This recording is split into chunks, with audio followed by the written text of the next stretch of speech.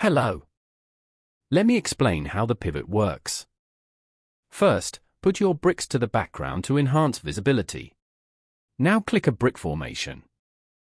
The pivot is now shown. It is used to set the origin and orientation of the bricks. Drag the pivot along its axis or move freely.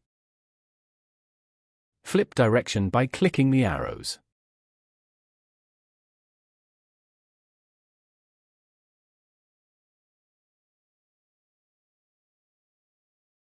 Enter values numerically for exact placement.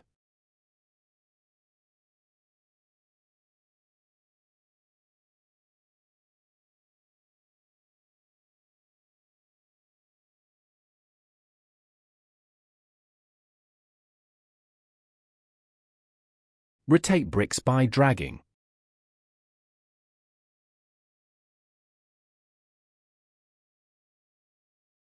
Or by entering the angle numerically.